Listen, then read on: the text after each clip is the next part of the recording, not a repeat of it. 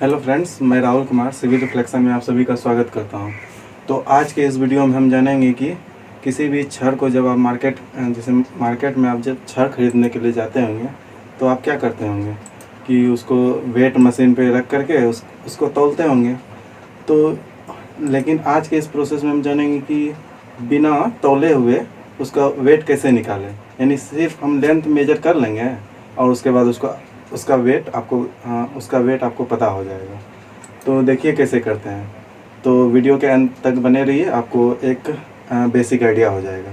तो चलिए वीडियो को शुरू कर देखिए। जैसे ये मेरा छड़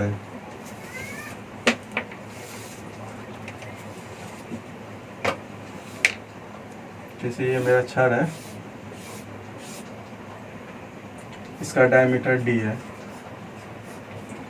और इसका लेंथ L है। तो इसका हमको वेट निकालना है बिना तौले हुए। तो देखिए क्या करेंगे। तो इसके लिए आपको एक बेसिक फार्मूला जो हम लोग 9th-10th से पढ़ते आ रहे हैं कि घनत्व तो बराबर क्या होता है, द्रव्यमान बटे आयतन। ये बेसिक है, लेकिन तो देखिए घनत्व बराबर क्या होता है, द्रव्यमान बटे आयतन, या फिर इसको घनत्व को क्या कहते हैं इंग्लिश में, डेंसिटी। और इसको डिनोट किससे करते हैं, रो से डिनोट करते हैं, रो से। और इसको मास को किससे डिनोट करते हैं, एम से, लेकिन इसको मेजर करते हैं केजी में, किलो न्यूटन में एक्स्ट्रा। और ये हो गया आयतन यानी वॉल्यूम, इसको मीटर क्यूब से करते हैं। तो देखिए, तो यहाँ पे आपको स्टील का डेंसिटी पता होना चाहिए कि स्टील का डेंसिटी कितना होता है। तो देखिए स्टील का जो डेंसिटी होता है, डेंसिटी ऑफ स्टील, यानी डेंसिटी हो गया मेरा घनत्व जो होता है स्टील का, डेंसिटी ऑफ स्टील बार, ये होता है आपका 7850 kg पर मीटर क्यूब। समझेंगे, इतना लिया जाता है घनत्व डेंसिटी का। अगर इससे कुछ कम है तो समझ लीजिए कि स्टील में आपका इम्प्योरिटी मिला हुआ है। तो क्लियर है यहाँ तक। तो यहाँ देखिए हमको निकालना क्या है, द्रव्यमान। तो द्रव्यमान कैसे निकलेगा मेरा, द्रव्यमान बराबर क्या हो जाएगा मेरा, घनत्व को किससे डिनोट कर देते हैं, रो से। और आयतन को यहाँ कर देते हैं, डेंसिटी इंटू वॉल्यूम। तो देखिए डेंसिटी कितना होता है स्टील का, 7850 kg पर मीटर क्यूब। अब देखिए ये तो हो गया इसका डेंसिटी। अब वॉल्यूम कैसे निकाले स्टील का। तो देखिए यहाँ वॉल्यूम कैसे निकाला जाता है, आपको पहले ही पढ़ते होंगे कि वॉल्यूम कैसे निकाला जाता है। यानी वॉल्यूम जो निकाला जाता है किसी भी, जैसे आयताकार का या फिर स्टील का, किसी का भी अगर वॉल्यूम निकालने के लिए कैसे निकालते हैं, तो क्या करते हैं, लंबाई गुना चौड़ाई गुना ऊंचाई, यही करते हैं, L into B into H. तो उसी तरह से इसका भी हम करेंगे। तो देखिए ये है मेरा स्टील रॉड है, स्टील बार है, जिसका डायमीटर D है और लेंथ L है। तो यहाँ देखिए इसका एरिया कितना हो जाएगा मेरा, क्योंकि स्टील का क्रॉस सेक्शन मेरा कैसा है, स्टील है, तो स्टील का क्रॉस सेक्शन कैसा होता है, सर्कुलर होता है। तो देखिए ये हो गया सर्कुलर क्रॉस सेक्शन है मेरा, और जिसका डायमीटर D है और लंबाई L है। तो लंबाई का वैल्यू चेंज करेगा, उसको हम बताएंगे आपको। तो यहाँ देखिए तो क्या हो जाएगा मेरा, क्या होता है, एरिया बराबर पाई आर स्क्वायर, और R बराबर क्या होता है मेरा, D/2। तो A बराबर कितना हो जाएगा मेरा, पाई इंटू R का वैल्यू D/2 पुट कर देते हैं इसमें। तो यहाँ देखिए d/2 का होल स्क्वायर, तो एरिया क्या हो जाएगा मेरा π/4। तो यहाँ स्मॉल d लेते हैं, उससे कोई दिक्कत नहीं, कैपिटल भी ले सकते हैं। तो π/4d²। तो ये मेरा एरिया निकल गया। तो ये मेरा एरिया निकल गया। अब देखिए इसका लेंथ है, इसको अगर लेंथ से मल्टीप्लाई कर देंगे एरिया को, यदि एरिया को लेंथ से मल्टीप्लाई कर देंगे तो मेरा क्या हो जाता है, वॉल्यूम हो जाता है। तो यहाँ वॉल्यूम के स्थान पर लिख देते हैं एरिया इंटू लेंथ।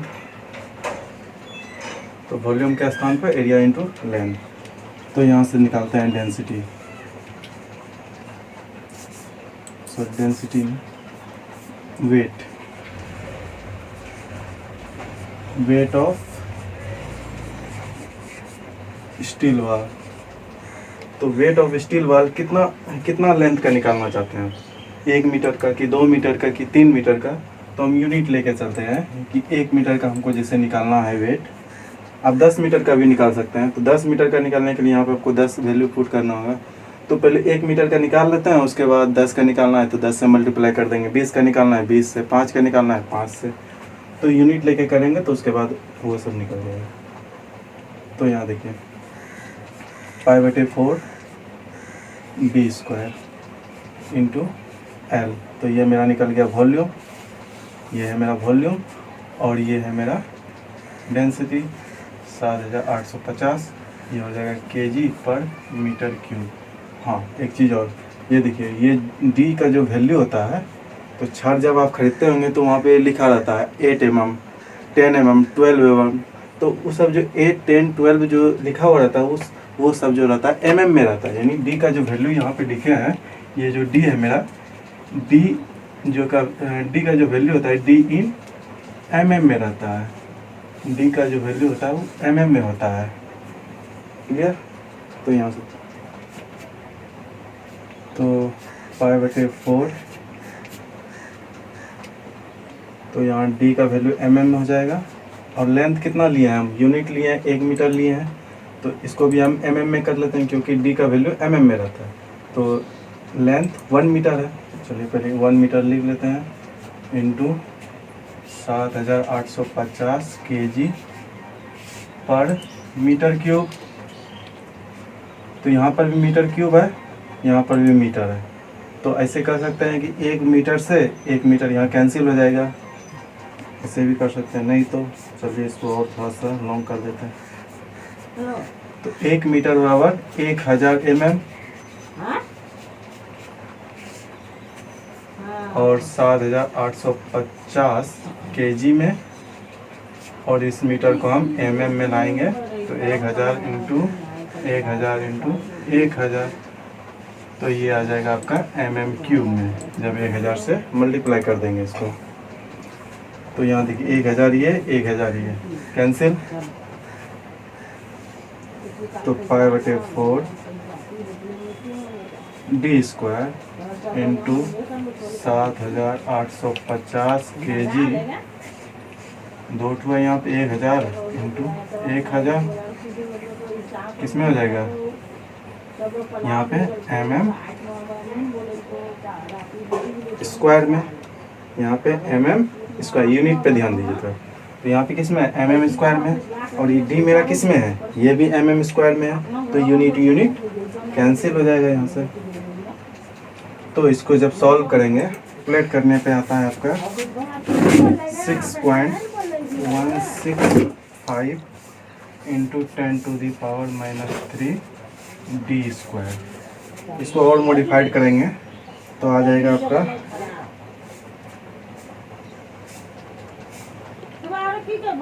आ जाएगा d²/162.2।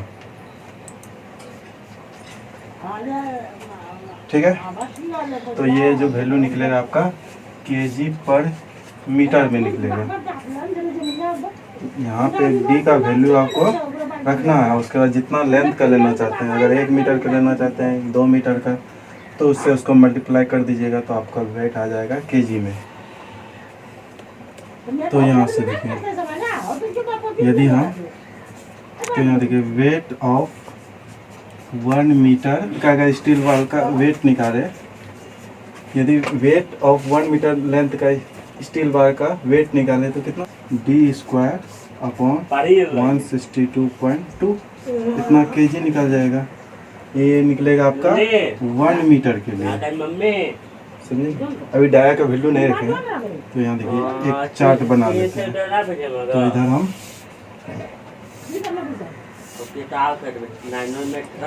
तो इधर हम डाया लिख देते हैं d से लेंथ, उसके बाद इसका वेट निकल जाएगा। ये फॉर्मूला आप याद रखिए, और आपको बिना तौले हुए ही उसका वेट आप निकाल सकते हैं। जैसे देखिए हम एक एग्जांपल लेते हैं। देखिए 8 mm का मेरे पास छड़ है और लेंथ ले लेते हैं 5 मीटर। 5 मीटर लेंथ ले लिए और 8 mm का छड़ है। फिर एक एग्जांपल और लेते हैं। 10 mm का मेरे पास छड़ है, इसका वेट, इसका लेंथ ले लेते हैं 1 मीटर। 12 mm का छड़ है, इसको ले लेते हैं 10 मीटर। आप कोई सा भी वैल्यू रख सकते हैं। तो यहाँ से देखिए कैसे निकाल, एक ही फार्मूला है, डिफरेंट वैल्यू का भी निकाल सकते हैं। तो देखिए, तो 8 mm का छड़ है, तो 8 mm का कितना हो जाएगा 162.2।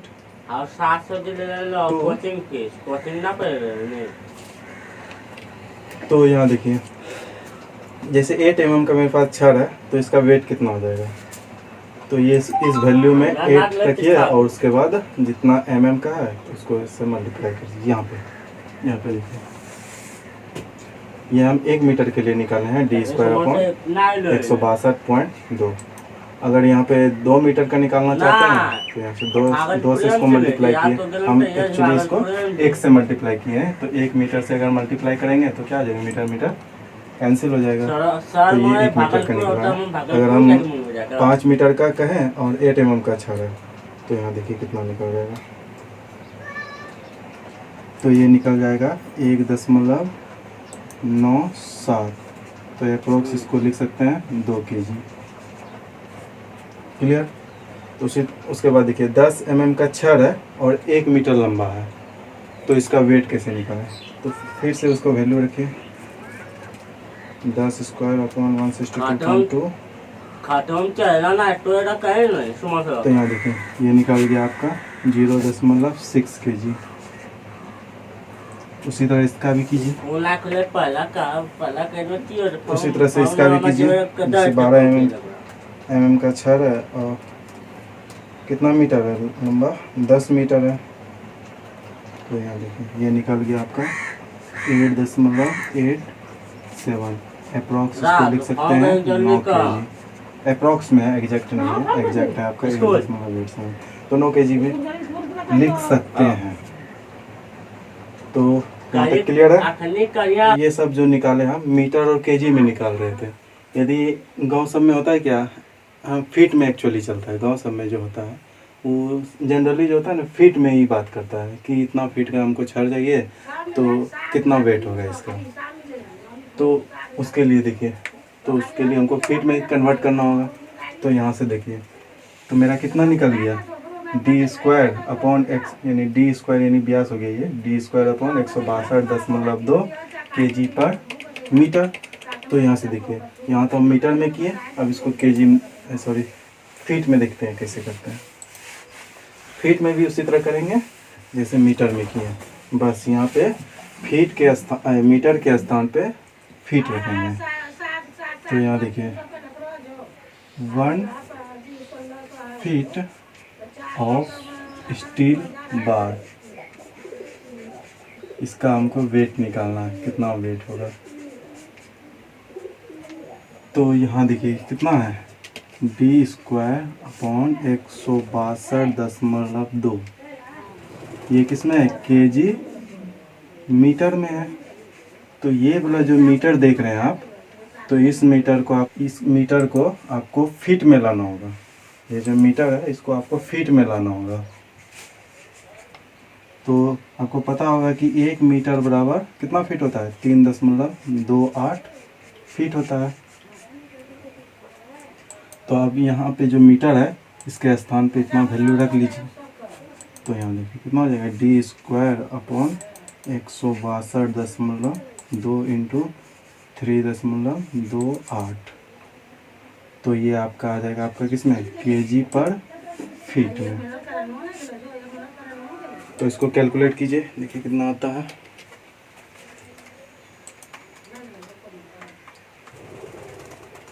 तो देखिए ये निकल जाता है आपका 532.15। तो यहाँ से लिख लेते हैं डी स्क्वायर अपॉन 532.15। तो ये निकल जाएगा आपका केजी पर फीट में। तो अब इसी तरह से आप निकाल सकते हैं कि 10 mm का छड़ है, इतना जैसे 5 फीट का है या फिर 10 फीट का, 100 फीट का, जितना का है, तो उससे उसको मल्टीप्लाई करके निकाल सकते हैं। जैसे हम एक एग्जांपल दे करके आपको देते हैं।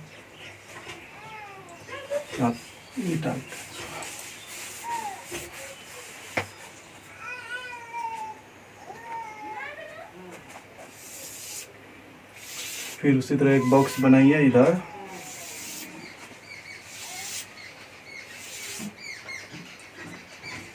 डाया डी, इधर लेंथ लेते हैं किसमें, डी जो होता है मेरा mm में होता है, क्योंकि वहाँ पे mm मेरा कैंसिल आउट हो गया था, इसलिए इसको फीट से काउंट नहीं कीजिएगा, समझे ना। तो यहाँ पे हो जाएगा आपका फीट में, और यहाँ हो जाएगा आपका वेट।